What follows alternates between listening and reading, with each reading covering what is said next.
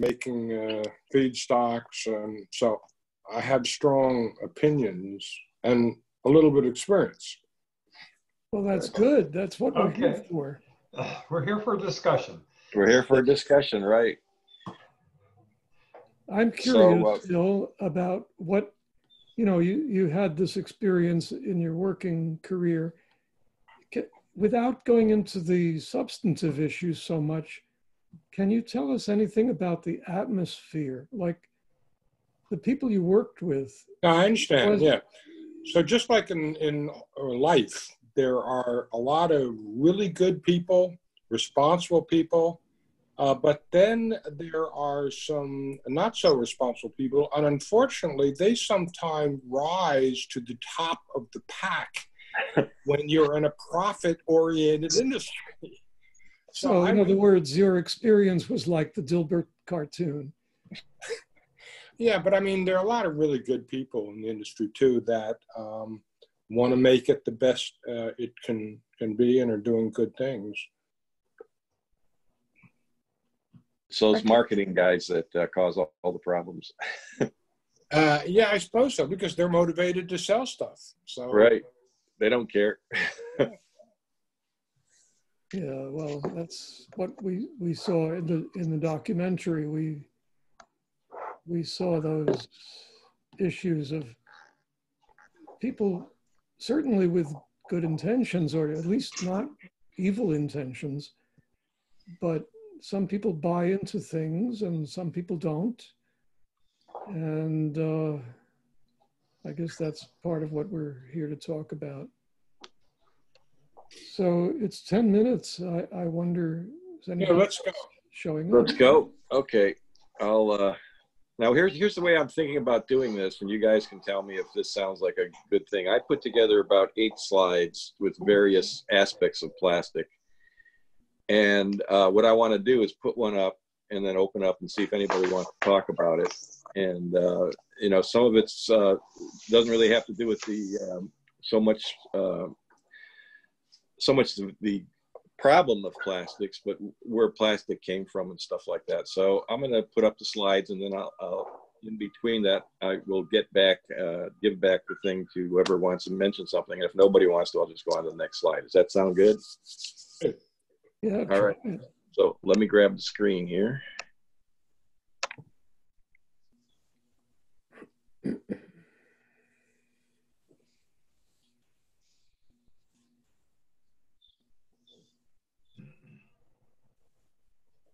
Okay, and got to move to the slide.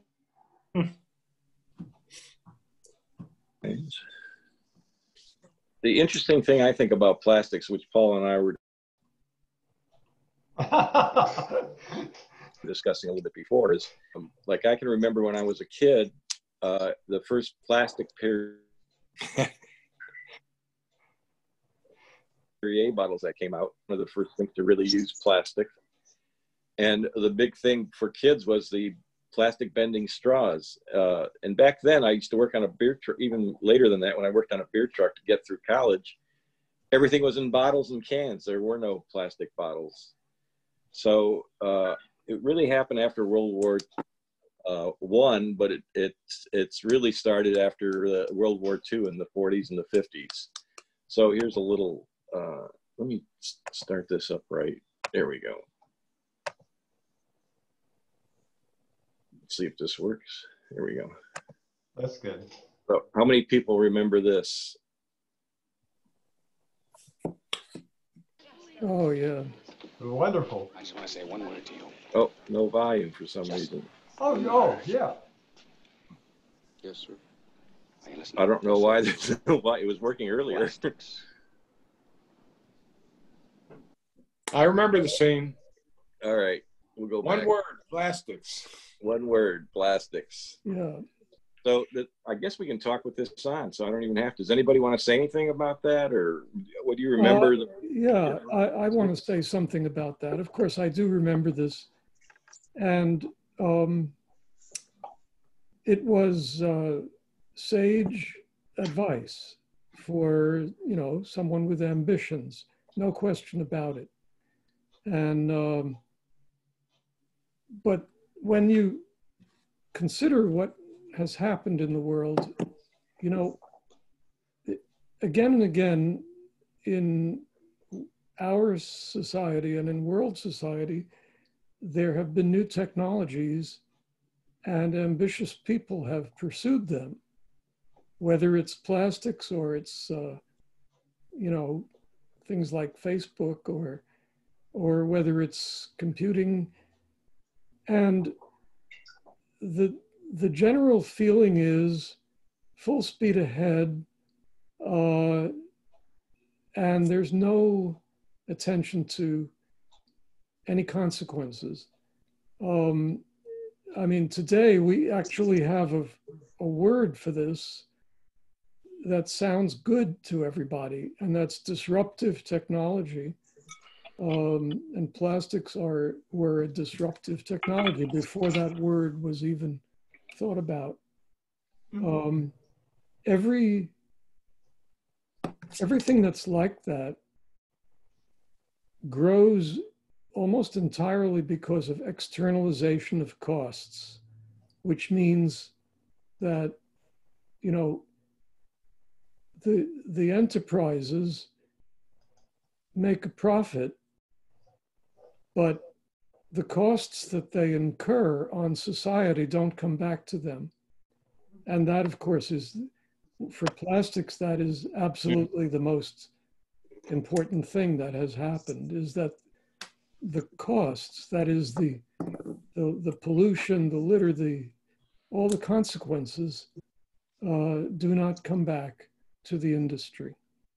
So, okay, I'm finished. All right. That's a very good point, Mark.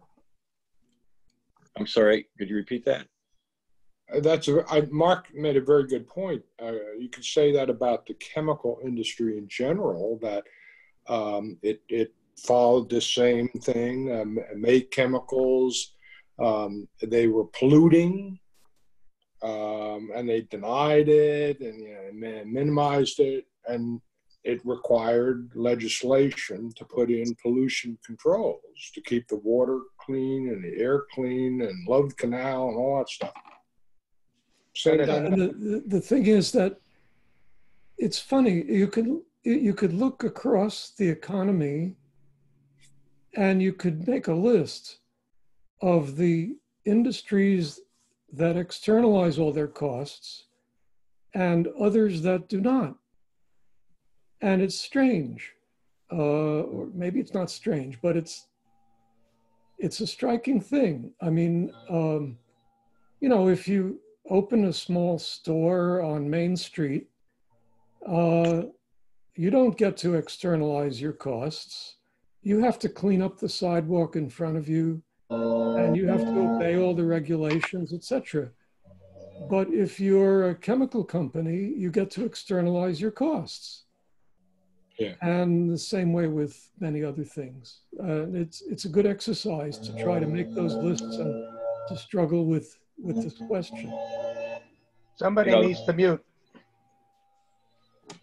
You know, that brings up a story that I heard that where asphalt came from. Rockefeller was standing outside his one of his oil refineries, and they were just dumping the asphalt, that product type thing, into the water. And he says, you know, I bet we can mix that with stones and provide a pavement. Amazing. So I'm going to move on to the next slide, and we go from there. Now, here's something that I found interesting. Basically, they said only 10% of recycled, and the moneymaker is bottles and detergent containers. They do make money on those, and that's the drinking bottles. And adding the circles gave the audience, the people that were buying plastic, the idea that plastics are environmentally friendly. In New Jersey, the only ones that are really recycled are 1, 2, and 5. The rest they can't do anything with. So, any comments on that? Yeah, actually, in the movie, it seems to me, certainly they fooled some people into thinking that they're actually environmentally friendly, but mostly they did a sleight of hand and are continuing to do that. And they're implying that they are being recycled. And that is absolutely 100% not what those symbols mean. It means that they are in some technical sense recyclable, but it's somebody else's problem to figure out how to and whether to recycle them. So I think that those signs are very dishonest, but that interviewer asked several people about that. You know, he said, well, is this misleading? They said, well, technically not. These things can be recycled, you know, in the technical sense. Therefore, it's not misleading. Well, my favorite was when she asked them, they asked, well, can't you put the ones that aren't recyclable into like a square? And they go, no. Yeah, well, you know, the position of the industry as it was portrayed in the film was that the plastics are recyclable, and all that has to happen is that the public sphere, which seems to mean local governments, need to build facilities, or else the sanitation companies that collect your trash, somebody needs to build a facility to do the recycling. And so they chose to view things as a purely technical problem, and all they have to do is build the right kind of recycling plant, and the problem is solved. And it's not their problem. So again, No. as you say, it's externalized from the industry itself. Yeah. Maybe this is getting ahead of the game, but you know, there is a resolution model that exists big time in the chemical industry, and that's the Superfund site model. Where, right? I mean, I don't know all the details of it, but I think that there was an assessment across the whole industry. Jim, I'm muting you. There was an assessment, and there was a large pot of money that was made available to mitigate these bad sites. So it seems to me that ultimately is what is needed for the chemical companies to start eating these costs and to stop externalizing the costs. And then we'll get down to something that is reasonable. Okay, go ahead. All right, so we'll move on to the next slide.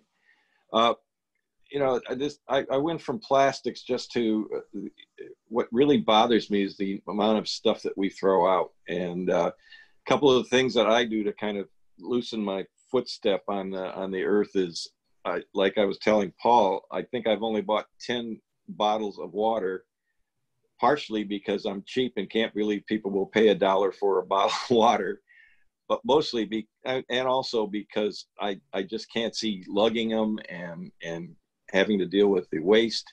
So I bought about 6 or 7 of these metal things, and I keep them in the refrigerator, and I find they work just as good as a bottle of water. And there's a couple more. Go ahead. John, what water do you put into them?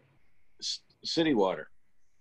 Okay, so there's a problem, because now the bottled water industry has persuaded everybody that city water is unhealthy, and you really need to buy the bottled water because it's healthier. Except for one thing, Paul. On most of them, you'll see PWS, which means public water system, in very small letters. It doesn't matter what the truth is. I'm saying their advertising has been successful. Oh, yes. And a lot of people simply won't drink. I mean, you could buy it in larger plastic bottles, and you could fill the smaller ones. Yes. And, you know, and what they did was they did a study, and believe it or not, the city of New York gets probably the cleanest water anywhere in the country, cleaner than any of the bottled waters. Yeah. Yeah. Well, not, you know, just in the spirit of discussion, I would like to just say that buying or obtaining so-called permanent water bottles is another part of the environmental illusion that we all cultivate. Most of us, I believe, if we're honest with ourselves, would think back and realize that we've had a succession of these so-called permanent water bottles, and we've thrown them away and got new ones. And the stores are full of these things. People are buying them all the time. We never quite meet the demand. Somebody always needs another new permanent water bottle. So to me, it's not a solution. But I very much agree with you about using public water supplies, which are in some ways a lot like public education, aren't they? As long as the public supports the idea of this being a public facility, it will be maintained with attention to its quality. There's another minor point that always I wonder about, and that is that if people stop drinking public water, which is fluoridated, makes their teeth healthy, does that mean that we're seeing more tooth problems these days? Yeah. We need a No, dentist.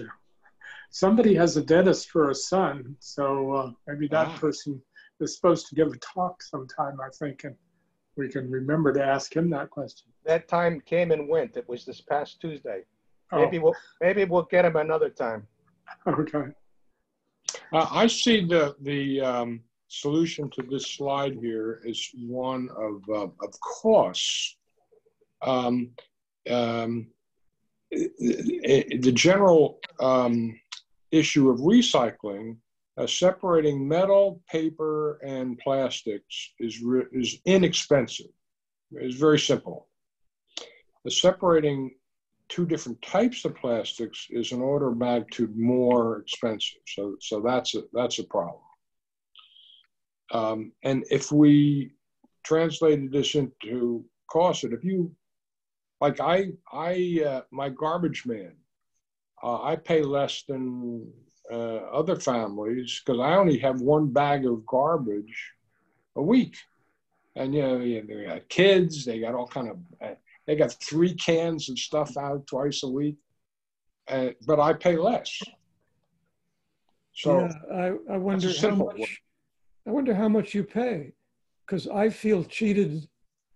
And this is part of the plastics picture too, or the recycling picture.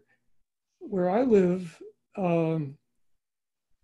they gave us all recycling containers, which are paid for by our taxes, our local tax. And they collect the recycling. And they collect all the paper, all the plastic, with a couple of exceptions, and all the metal. Cardboard. Well, Cardboard. they collect the aluminum, and the other metals they collect cans, and the other stuff is ambivalent. But the thing is, because they collect so much, and they call it recycling, the result is that the sanitation company, which is private, which collects my trash, is making a killing. They collect very little trash because everything goes in the recycling. I see. And then the result is that their overhead is very small, and yet they still charge, an amount per month, and they make it seem like they're offering more than they really are, because even though I only wish to get collection once a week at the most, and I never fill up their container. I don't even come close. In spite of that, they collect. What do you pay? I'm sorry? What do you pay? I can't hear you. What do you pay? I pay $29 a month for twice weekly collection that I don't want. And to me, that's just a waste of money.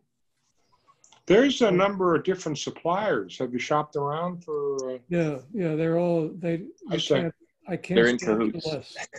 Can't get it for less. And Yeah, I'm paying $150 a quarter. So I'm paying, you're doing a lot better than I am, Mark. Yeah, I'm paying $20 a month. In Ooh. Summit, the town provides all of those services. So I'm paying through taxes. yeah, and you don't know how much, do you? I Wow. don't, but I assume You don't it's know? too much. Yeah. Well, in Fanwood, where I live, the neighboring city of Plainfield apparently had excess capacity in their recycling operation. And so they made a deal with Fanwood, and they said, we'll collect all the recyclables. And they collect just about everything, you know, all the different plastics, certainly. And they claim to be recycling them, but they never give you the details. And of course, we pay for that through our taxes. Yeah. And they claim that they get, like the town of Fanwood claims that it gets some kind of reimbursement for the return of money resulting from the recycling. But we never get the details. They really have hidden them away. We never find out any of this.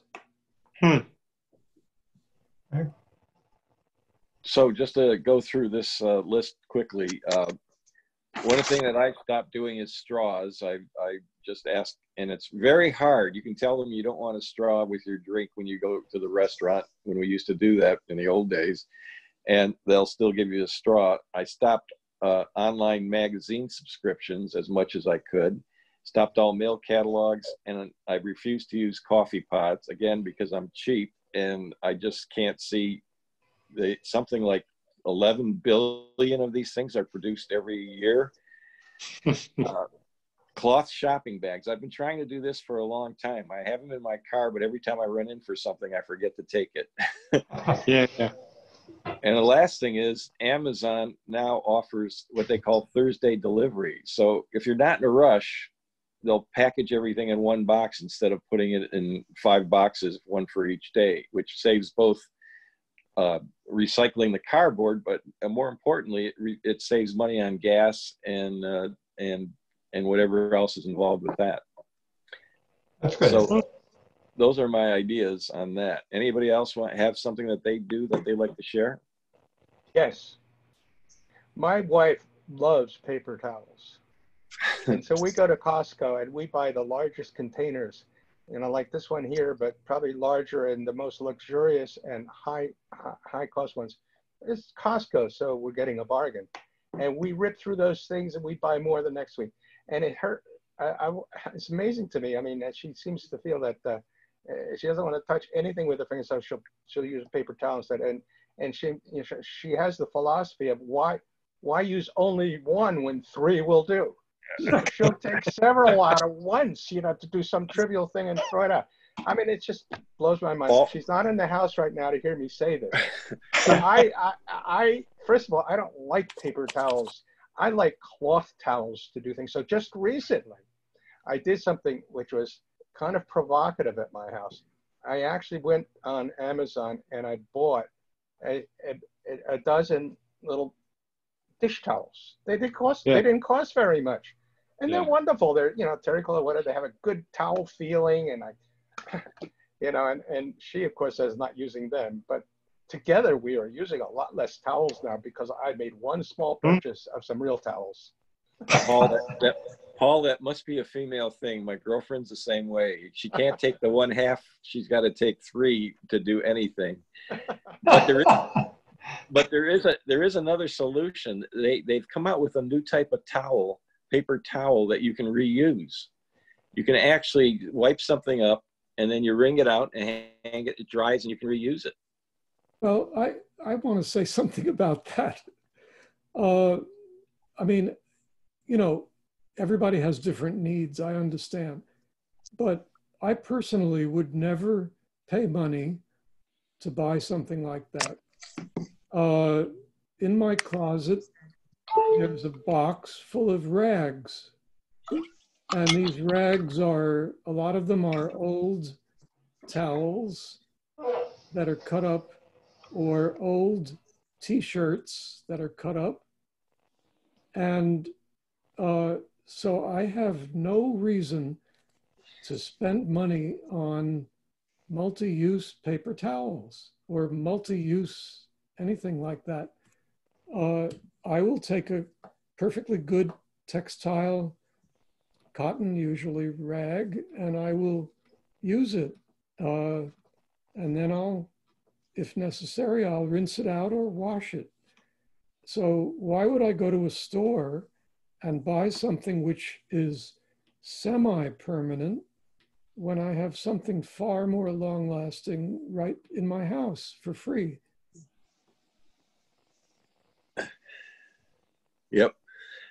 Yeah, it's like I said, I would have a roll of paper towels. I think it would last for 2 months. Now it lasts for about 2 days since my girlfriend moved in. Yeah, exactly. So anyhow, anything else? We'll move on to the next one. Now here's something interesting. You see these things outside the most of the supermarkets and some stores where they say they recycle the plastic grocery bags. I always thought that was BS, that, these things are just, which they still may be, end up in a landfill. But then let me see if I can play this and if the sound comes out. Oops, I did it wrong. No, it's not going to let me. Okay. Anyhow, what it was I went online, and a place in Indiana, it considers them the biggest plastic wrap bag type of thing in the country. And they actually take all the bags and recreate it into the raw products, which surprised me. And according to them, they can take all these things that are listed, not only paper bags, but dry cleaning bags and plastic newspaper wrap and any kind of thing like that. So I thought that was interesting. Oh, and by the way, along with California, Jersey City has banned all plastic shopping bags. In Berkeley Heights, you can take those kind of plastic to the library and several other locations, well, when the library opens again.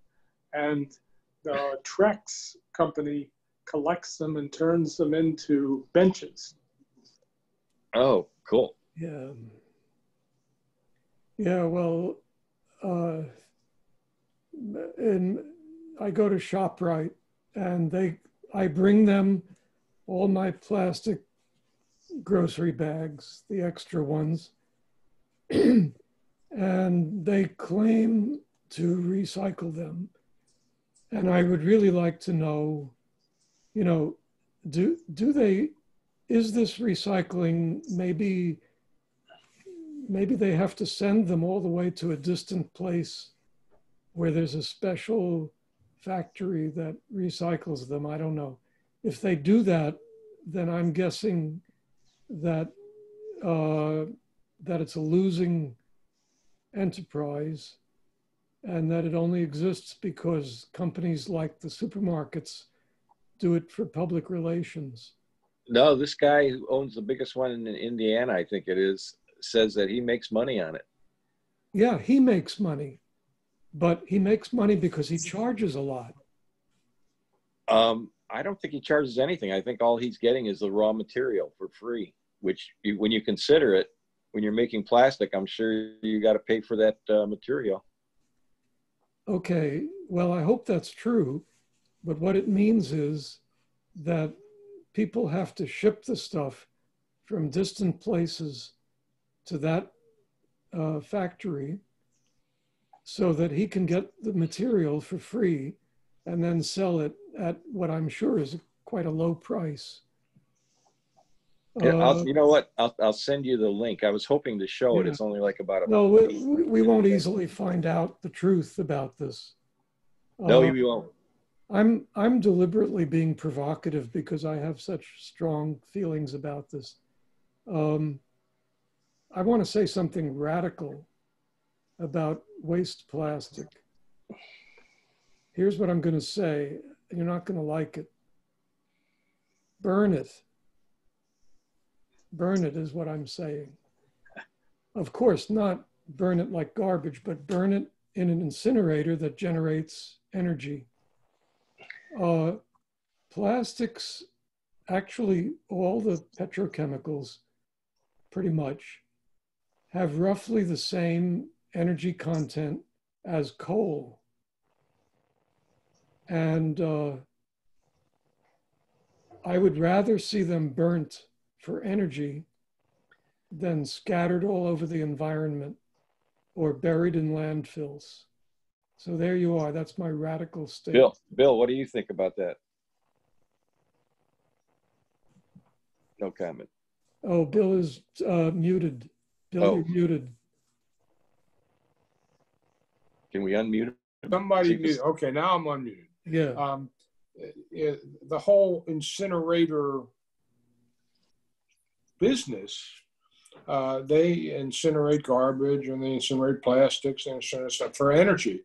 But you can even do better than that. I'm on the advisory board of a startup, biotech startup called Anelotech. And their idea is that they can take anything from wood to garbage to plastics, and they don't burn it in oxygen. They break it down and they recover. They can recover aromatics like benzene, paraxylene. They can valuable chemicals. They can recover by burning plastics. That's more than just its energy content. So. All right, nobody else. We'll move on to the next topic. You know, the one thing that I thought because I just moved here like 4 years before 1987, when they supposedly started curbside pickup. And the one fact that I thought was interesting was when they were advertising it, they were saying that, and we're going to have special people who are going to go around and give you, I don't know whether a summons or a ticket if you're not recycling.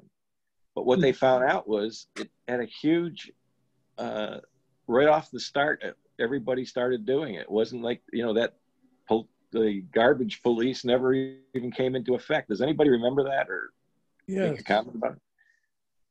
Yes. Okay. So that was interesting, I thought.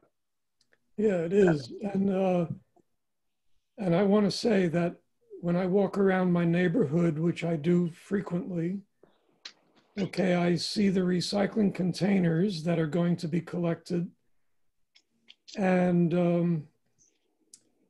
you know, they're the same as the garbage collection bins. So I see them and I see what's in them. Sometimes they're bursting with material. And I can say with some confidence that the majority of people fill up their recycling containers with complete disregard for what belongs in there and what doesn't belong in there. Yeah. Just complete disregard. So for example, the plastic bags, which we all wish could be recycled and which are in some case, everybody puts their stuff into the recycling container inside plastic bags. Yeah. Yes. Then the recycling authority from Plainfield requests right on a label on the top of the container, there gives you instructions, and it plainly says that if you have corrugated cardboard, to please keep it separate and bundle it up and put it on the ground next to the container. Nobody does it. They just stuff everything into that container, with the result that when it's unloaded at their recycling plant, they have to sort it out, but you know, it's hard to do. So they undoubtedly end up throwing out a lot of the material that is recyclable because it's mixed in with stuff that's not recyclable. Because well, from what I understand, plastic bags in the recycling is probably the worst thing that you can do because it gums up the mechanisms that either blow the metal or suck it or whatever they do. It screws up everything. Yeah, so they say. Which, of course, you might want to think about what that means, And, another illusion about recycling is that if you put your plastic recyclables in there, they actually can be recycled if the right technology is present.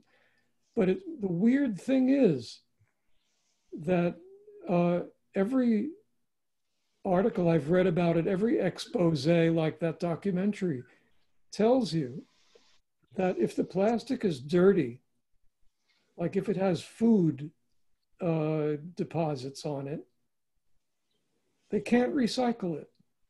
You would think that they could chop it up and wash it, but they don't. Because it's too costly. What they do is they throw it away. So only perfectly clean recyclables at the most can get recycled. And the same thing is true with paper. If the paper is dirty, like if you have a box from pizza that has some greasy spots on it, the recycling people throw it out. They don't recycle it. Well, that's interesting because Watchung used to not take pizza boxes, and just recently they said to put them in. Well, there you go. Another mystery. Well, but Mark has brought up a very important point, is that people do not know how to recycle properly. Now, I must tell you, I live in Morris Township, and we have one big container for recycling and another similar sized big container for garbage. And we have trucks that automatically, it's only the driver is involved, grabs the container and flips it over the truck and puts it in so that there's no inspection at all. So no. I can't tell you, as Mark did, what people do, but I do know that our township makes a good effort in one way to instruct people. Perhaps yours do the similar thing. We have a very elaborate booklet that the township issues every year. And in it, they talk about all sorts of programs, including the recycling program. And they give you explicit instructions of what to do. And they're very good instructions. But it's one thing to have a document. It's almost too much to read.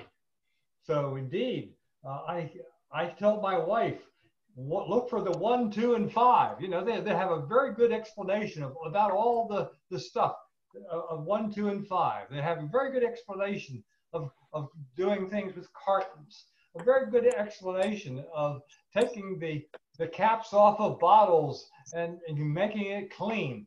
Very good, except it's a document. And I feel like there's one thing that could be done is to address this, what I'd say a short-term addressing the problem is some sort of public education program that would summarize this, simplify this, and distribute it.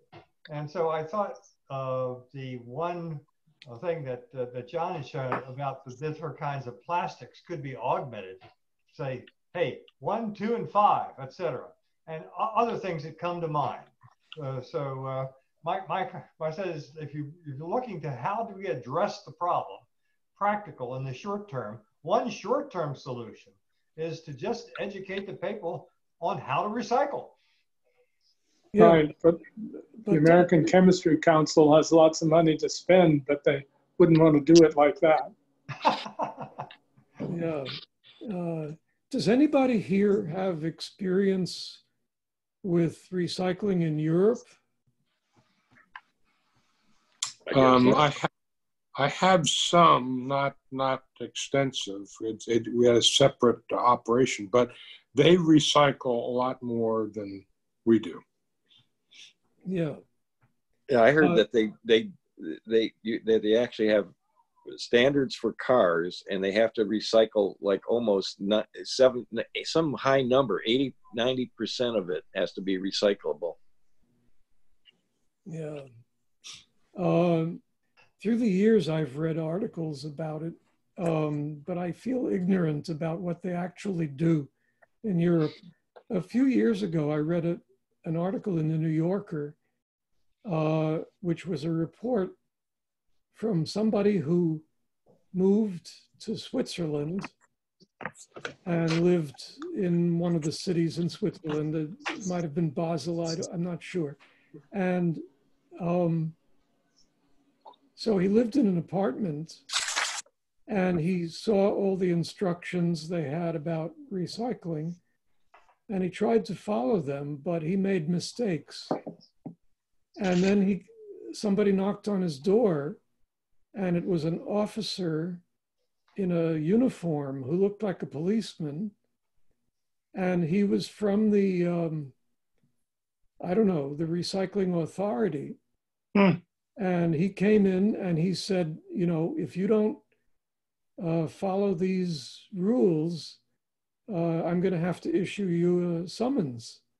And he had gone through the garbage and found stuff that identified this person, you know, and gone to his apartment to follow it up.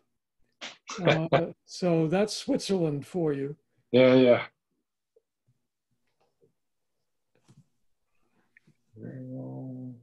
Well, the next slide, which came up early, is kind of a solution, maybe not, but they are actually working on some stuff. They're calling it biodegradable plastic and bioplastics. And that's where they will put a substance like starch in the mix so that over time it will start to disintegrate. Now, I don't know what's left after that. And the new thing that's really coming out a lot, you're seeing even on like shoes and stuff like that, is what they call bioplastics, which are actually made from like bamboo and other type of stuff that's grown rather than from the plastic from the oil industry, excuse me. So I'm going to say bad things about both of these.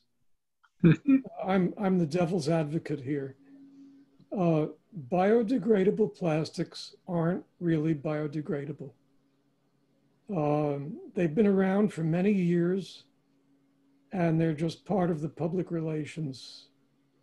In order to biodegrade these special plastics, you have to subject them to very specific conditions that are not normally available. So in a landfill, they will not degrade. And in any ordinary recycling operation, degrading is not necessary. So then where do they degrade? And the answer is only in a specially designed plant which specially processes just those materials. So it's not a solution. And when the plastic reaches water and is floating in the water, it does not biodegrade because it doesn't get exposed sufficiently to ultraviolet light, unless it's floating on the top. But if it sinks, it doesn't get any ultraviolet light and it does not degrade. And another thing, even worse, is that when plastic degrades, what it does is it just turns into smaller pieces of plastic. So that to a human being, it looks like it's disappearing, but it actually isn't disappearing. It's just getting smaller. And with regard to bioplastics, I'm going to say something very negative too. it doesn't matter what plastic is made from. It's what it's made of that matters. So the bioplastics may be made from plant matter, but they end up having the same chemical composition as the petrochemical plastics. So they're not any better. And to make it even worse than that, the bioplastics they have something in common with, ethanol to be added to gasoline. By taking agriculture and devoting it to the production of plastics, you're removing it from the production of, things that are better than plastics, like food. And sometimes this can imbalance the whole status of agriculture. So there I am, I'm venting about this too. I have a lot of bad things to say here. Well, that's good. It keeps us talking. Well, I'd like to say a little more positive thing, that your statements, I think, are too general, Mark. Have you ever heard of PLA, or polylactic acid? No. Polylactic acid is the basis of a bioplastic, and it's commercially available and used. It's not cheap enough yet, but it does not produce, number one, it doesn't produce the same plastic that petrochemicals do. It's a different chemical, a different polymer, let's say. And it does degrade. I mean, the development was started by Dow Chemical Company, believe it or not, and then they sold it off to a startup, and then they actually commercialized it. But I wouldn't throw out the baby with the bathwater. You have to be a little careful of the details here. Because the people want an ultimate solution where plastics, in fact, do degrade to elements. They have the benefit of being, this is a sustainable product that's made from some, plant material is the raw material, and then it completely degrades. So it's an attempt to create a long-term solution. And there are a lot of different bioplastics that are in this category, as opposed to the ones that you cite that are just the same as petrochemical-based plastics. Yeah, I concede that, and I think you're right. But, we're dealing in generalizations here. And the big challenge is, even though there are a lot of designer plastics that have special qualities, none of them are competitive with the petrochemical plastics. That appears to be one of the major issues they brought up in the piece, which was that it's cheaper to make new plastic than it is to recycle plastic and use it. Right. And why is it cheaper? It's cheaper because petrochemicals are cheap. So what is plastic made from? Plastic is made from natural gas. Right, which is cheap because of fracking these days. Exactly. So here you have the externalization issue. Why is fracking cheap? Fracking is cheap because of externalization of costs. So why is plastic cheap? Because natural gas is cheap. Right. Well, the other thing I'd like to point out, if you read the last line of this slide, it says 327,000 tons of this bioplastic was produced last year in comparison to 150 million tons of the regular type of plastic. Yeah. So it's a drop in the bucket. Not even a drop. I think this is a difficult time to have this discussion because petrochemicals, oil, it's way underpriced where it's going to be after the smoke clears and the energy market comes back to being in balance. One thing that appears to be the case is that the whole shale gas industry is somewhat of a Ponzi scheme, that it's really cheap to poke a hole in the ground and the gas comes up, but a production rate declines, and companies were kind of underestimating this effect. So they spent the capital, and the production is high, and the money comes in. They use that as a basis for more investment. There's a question about the long-term economics of shale gas. Yeah. All right, I'm going to move on to the next slide. And this was the microplastics, which we kind of talked about. Mm-hmm. It's a huge problem. We all have a certain percentage of plastic in us, is what I guess the best way to say it. Yeah. So if That's anybody true. else wants to say anything about that, otherwise I'll move. Oh, yes. Yes, I want to say something about that. But to do it, I'd like to share my screen. Could I do that? Well, Yes, you know can. what? How do I unshare mine? I think I have to unshare mine. Yeah, here we go. I don't know if you do. Well, let's see. I'll try. Oh, wait, John should be able to unshare his screen because there should be Well, a you know green what? unshare button. Hold on. I don't have a green share button, but I only got 2 more slides, so and they should be quick. So let me do those, and then you can jump in. How's that? Okay, good. Here's what I consider the real problem. And I know it's political, and we're not supposed to talk politics, but I think this is so true. I love this slide. It's just that we're always being screwed. Yeah, what else have you got? And the last one is just, I'll talk about this later. I wanted to see if we can get any ideas on this. So I'll get out of this somehow. And let's see. I think I got to close this Bill up. was right that DDG sounds like a pesticide. Sounds like a pesticide.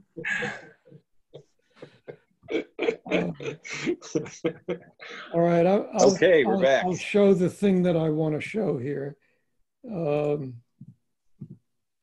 Okay, this puts it in perspective a little bit. Yeah. Note that the biggest use of plastics is packaging, mm-hmm. and then construction, which is mostly, your PVC pipes and siding and stuff like that. Yeah. Don't forget textiles, polyester, and then everything else. Mm-hmm. So that's, it's a perspective. And Very good. Well, I'd like to say something about that.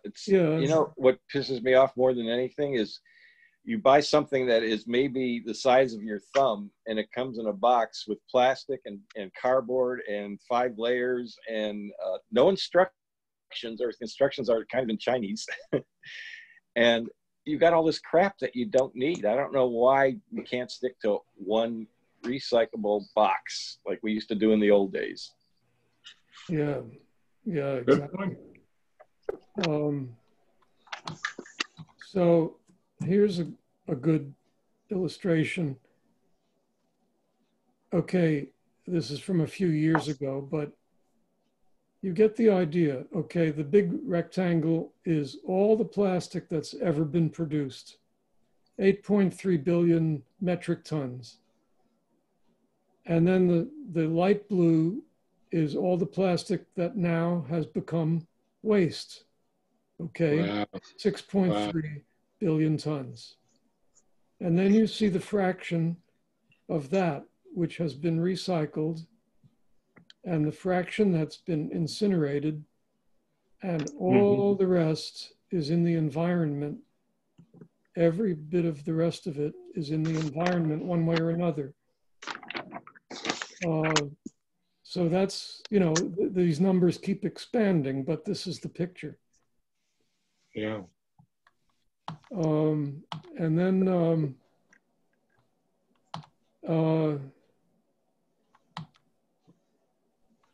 here's something to think about. You know, plastics aren't just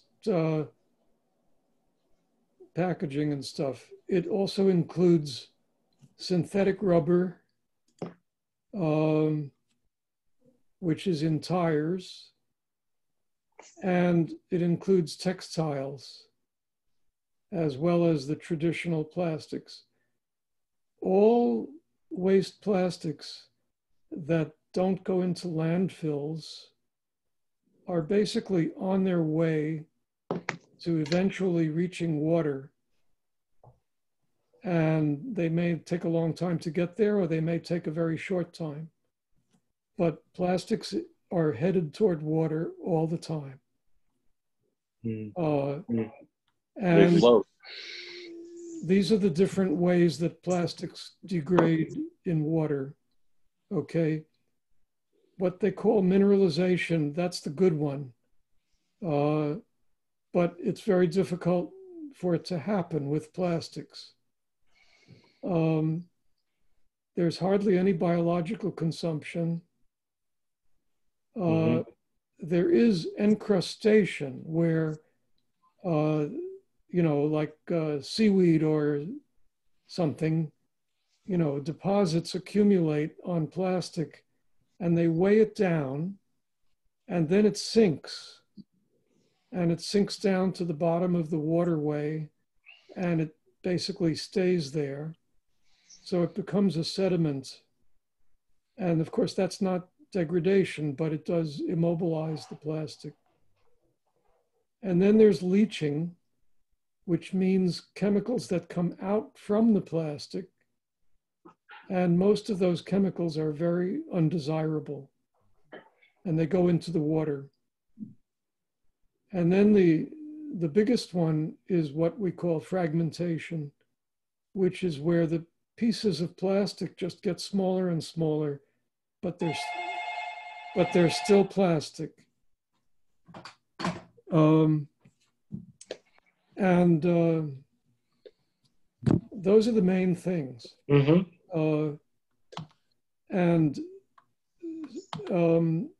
I want to mention this. Let's say that you have, imagine a 1 cubic centimeter, you know, piece of plastic, okay? If it's all in one piece, it has a surface area of 6 square centimeters. But when it deteriorates and fragments down to 1/100th of a centimeter on each side, then you have 1,000,000 particles, and the surface area is 100 times as much. And what's happening on that surface area is leaching and adsorption. Okay, so I hope you understand that. Yeah, I do. Yeah. Yeah. And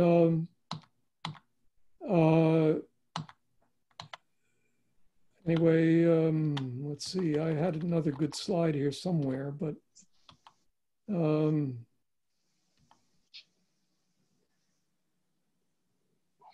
anyway, that's my speech on. Thank you. Speech on it. I'll stop sharing now. Hey, Mark. Okay, I'm back. Hey, Mark. Yeah. Do you think we can talk you into giving that talk to Ogard someday? Well, maybe, but I'd have to really work on it and bring it up to date. But you know, it was a learning experience for me to do that research. And the more I found out, the worse it looked. And, you know, today, the microparticles, nanoparticles of plastic are so prevalent that they're even getting into our best water supplies, like that New York City water we were talking about. They're beginning to get into everything. And every time you eat anything, but especially animal products, you are eating the plastic that they ate. Okay, so if you eat even beef, you're eating plastic. If you eat fish, you're eating a lot of plastic. And this is something to think about. And that plastic carries with it a lot of chemicals that are not good for you, that are carried in on the particles of plastic. So there you are. That's what we're facing today. Yeah, I read in the paper about we have some watershed associations that have been studying the nanoparticles that are in the various streams. And it's increasing in various areas quite a bit. Yeah. Yeah. So, you know, my feeling from studying it as much as I did is that recycling is mostly an illusion. I wish that recycling really worked, but under today's conditions, it's mostly just kidding ourselves. And that documentary, you know, reinforced, it was a very good documentary, but it reinforced my feeling that recycling is not where the focus should be. Now, that American Chemical Council, its name makes it sound like it's some really positive kind of organization, but it sort of sounds, the more I thought about it, it's like an industry front group. And well, it is. Right. So they're just spending money to promote themselves, and you know they could spend that money in better ways as far as really helping the environment, but that's not their concern. Well, you know, as long as plastic is cheap, we're going to have it.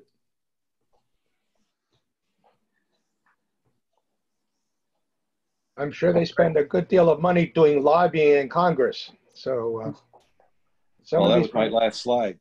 Yeah, it's the oil industry, and we know how privileged they are. They pay less tax. They get all the public expenditures to support the industries that they have to do with, like cars, obviously.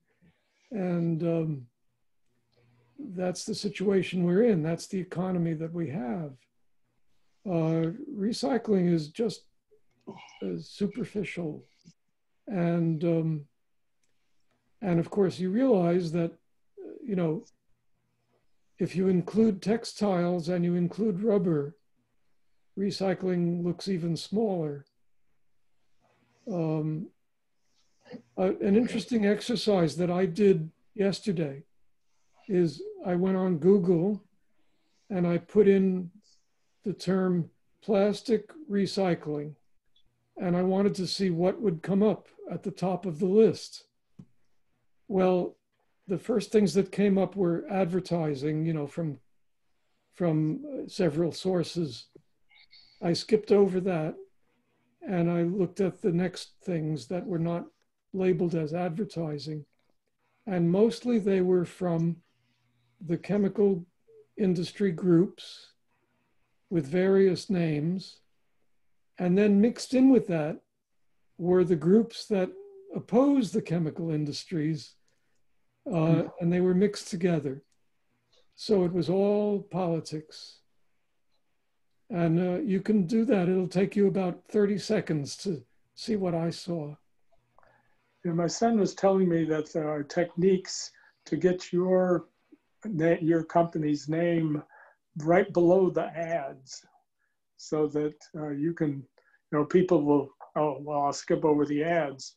But the people that will appear right after that have done something to get themselves raised up into that prominent position. Yeah, yeah, that's right. Yes, that's actually a little industry. It's called SEO, Search Engine Optimization. And there are companies that specialize in providing that service to you. Yeah. Right. Yeah, that's the one he mentioned. And he's in marketing, so he's well aware of that. How to make that happen. I mean, some of it is just done by spending money too. I mean, for example, let's say that you're a chemical company and you want to have more influence. So you start one of these foundations. Well, if you're going to start one foundation, why not start 2 foundations? And then each one of them will have an entry in Google. Mm-hmm.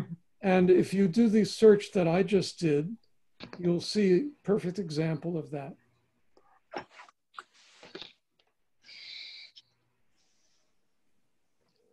All right.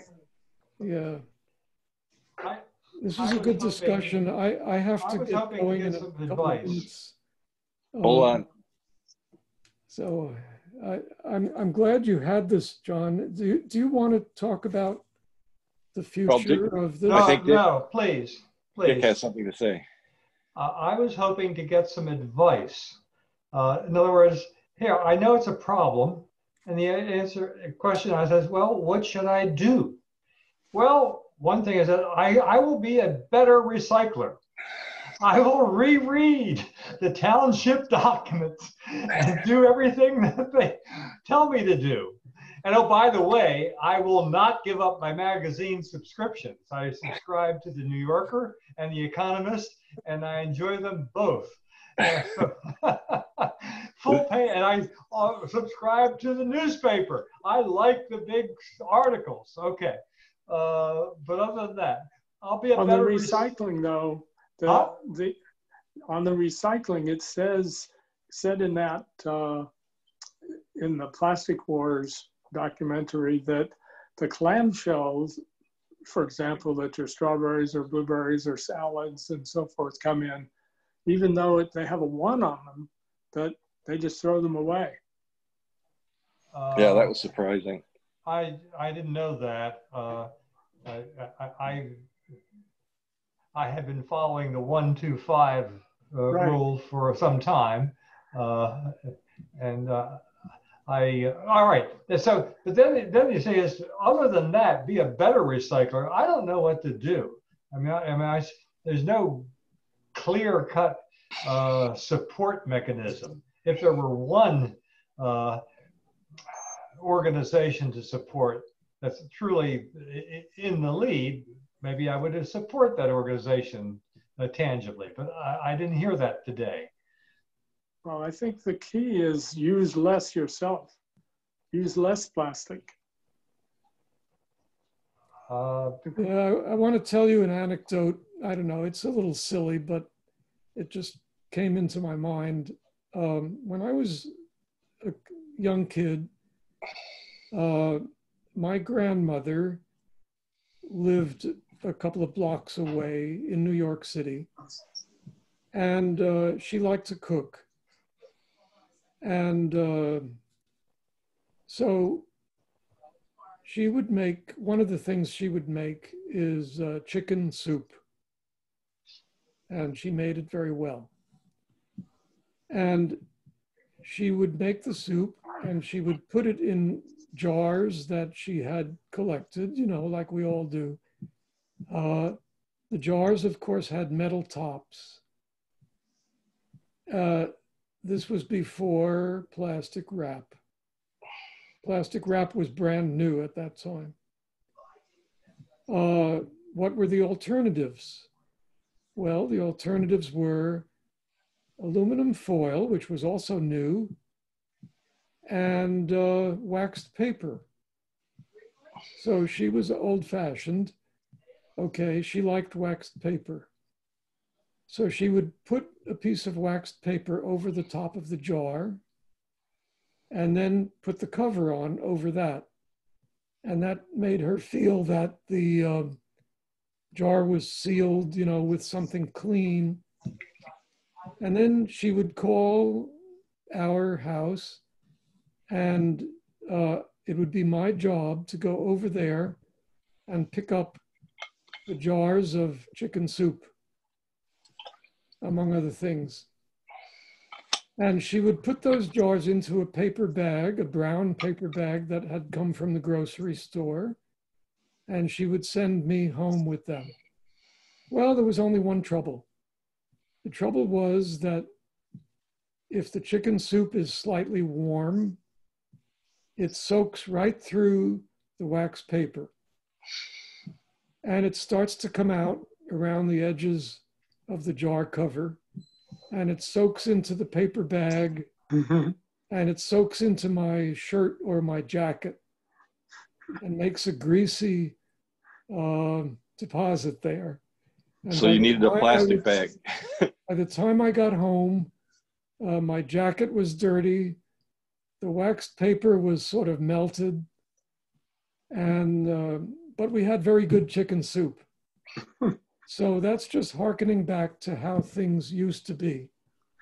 You know, I just have a quick story too, about, you know, reading these pamphlets that they're sending out. I'll always remember when the vice president, I used to do white papers, and he calls me into his office one time, and I'd usually have 20 or 30 pages of stuff. And he looked at me and says, "John, put everything on the first page that you want to get across, because nobody reads past the first page."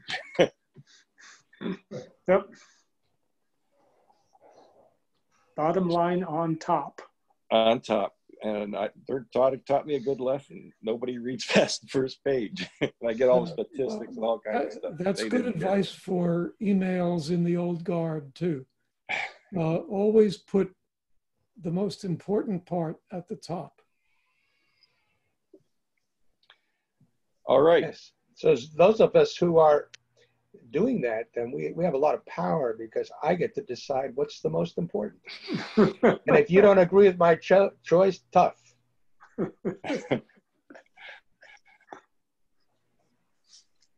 So what do you guys think? Is this something we should do again? Or, you know, I was a little surprised that there weren't a few more people out of the 100. Yes.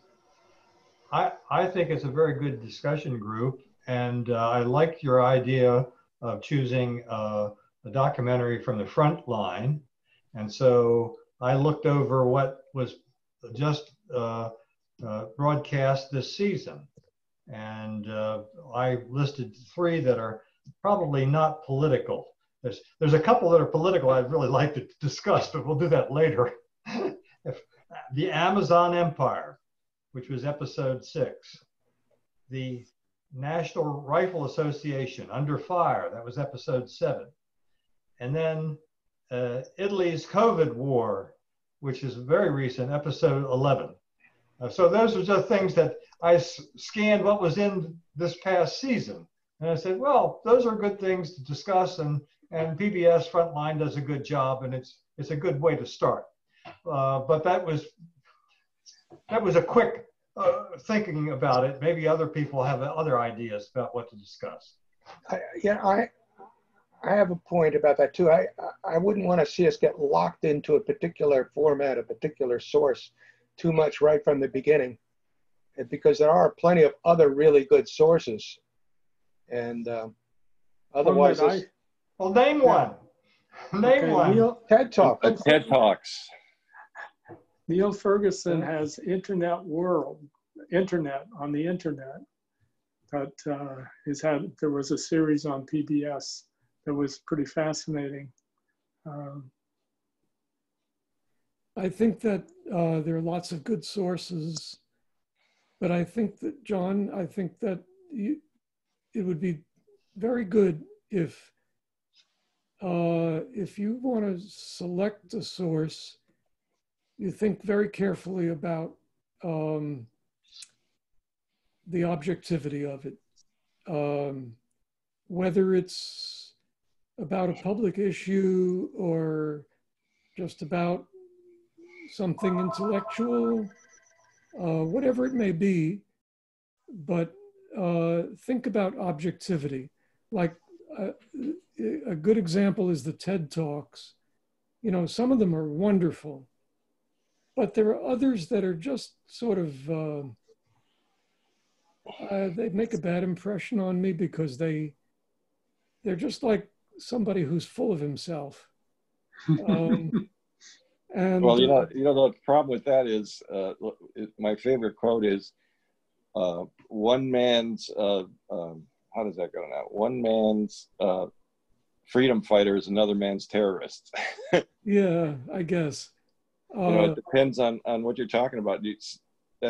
I think that's one of the problems with this. No matter what we pick, some people aren't going to care, or they're going to have very negative feelings towards it. But that's what we've got to get around by hopefully picking something like, what about the coronavirus? Should we do something on the coronavirus or Black Lives Matter, or can't we talk about it?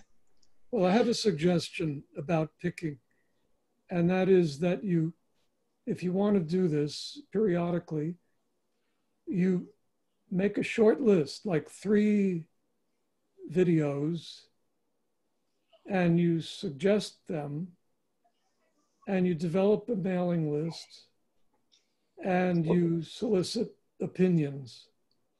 Well, that's part of the problem. Input from people, because if people give you input, then they have a stake in it, and then they want to participate. I'd have to ask Paul about that, because like right now I have your names and that's it. Yeah, well, a few announcements, you could brag about this session. You could talk about what a nice discussion we had, that we covered a lot and it was interesting, and we thought highly of the documentary. And then you could take it from there, and try to stimulate interest. And ask for ideas for future discussion. Right. Paul? I personally hope we will not do one on COVID. I am way beyond saturation on that topic, and I will not participate. Well, again, I don't care really, pick something. No, but I'm just saying, just because it is the hot topic of the day, sometimes that's actually a reason for not doing it. I agree. You're right. Yeah. Just like Black Lives Matter. I mean, I'm really, it's just too much. It was a good thing, but it's funny. News always does that. They just start talking about a topic and it takes over the whole news program, where it used to be something from a different country, science or something else. Now it's just all on one topic and one topic only. Yeah, the trouble is that it won't last very long, and then it'll be back to business as usual. Absolutely. And it's still just as important a topic. It's absolutely. Yeah. So, but again, I don't know how we could stimulate more people, because not that many people showed up this time. So I'll have to think about something. I mean, I enjoyed it immensely. But then again, if you get 100, if you get 50 people, nobody's going to be able to talk. Well, try something completely different. Try something that sounds like fun instead of public issues. Try something that is about music or art. Try something that is purely intellectual instead of public policy. I'm just thinking off the top of my head, but present some possibilities that might be attractive to more people and see what happens. And Paul, do you have an idea how we could do that? It's not a failure if it doesn't continue or if it doesn't catch on. That's not a failure. It doesn't bother me. It's I was in sales, so things happen. Used to having the door closed on your foot. Well, you know what? It was more the guy died just when you were ready to walk in and sign the paper. That actually happened to me. I was going to pick up a contract, and everybody was crazy. They were running around. It's a small, medium-sized company. They were running around, and the front staff was just, and I said, "What's happening?" He says, "The owner just died." The guy who was going to sign my contract. And they were so shook up that I sat down on the phone and dialed 911 and made sure that this guy was, at least taken away, because nobody knew what to do. I mean, it's not funny, but it's just, it amazed me. So I'd like to say something else about the format of this discussion group, and actually put a question out on the table for those of you who are left here. Is an hour-long homework assignment off-putting? Would we have had more participants if it was only a half-hour video? I mean, or would we absolutely not want somebody to show up if they had not done the homework? You know, so is that too high a bar? Well, my feeling is it's kind of like a book club as far as somebody not reading and not watching the program. If they know a lot, like Mark knows a lot about plastics, he probably wouldn't even have to watch that and to be able to discuss it. So that doesn't bother me that somebody won't watch but maybe you're right. Maybe if it was a half hour, like maybe we'll pick a TED Talk next time. Well, I don't know. I mean, another possibility is to actually pick a shorter documentary and watch it together and then talk about it. You can watch it through Zoom. What do you guys think? I mean, it's just a different possible format. I don't know. I just wonder how many people might have come today, but they didn't get around to watching this thing. It takes an hour, and so they didn't show up. Yeah, they wouldn't mind spending an hour talking about it, but they didn't want to spend that other hour looking. Right, and I'm not saying, you know, I mean, absolutely, we couldn't have had this conversation if we hadn't watched it. I mean, that was fundamental. We all had to be up on the topic, or else people would be sort of, you know, going through that material instead of having a real discussion. Right. Yeah. Well, if you guys come up with some ideas, you know, you've got my johnwachung@gmail.com. I'd appreciate any comments about it, good and bad. I mean, I like bad news because that tells me more than the good news sometimes. Well, thanks for putting it together. Yep, yeah. I had fun. Well, I wonder what would happen if you promised a surprise, that the meeting would have surprise content that would be all good news. I wonder what the response would be. That's hard to find. Well, that's why it would be remarkable.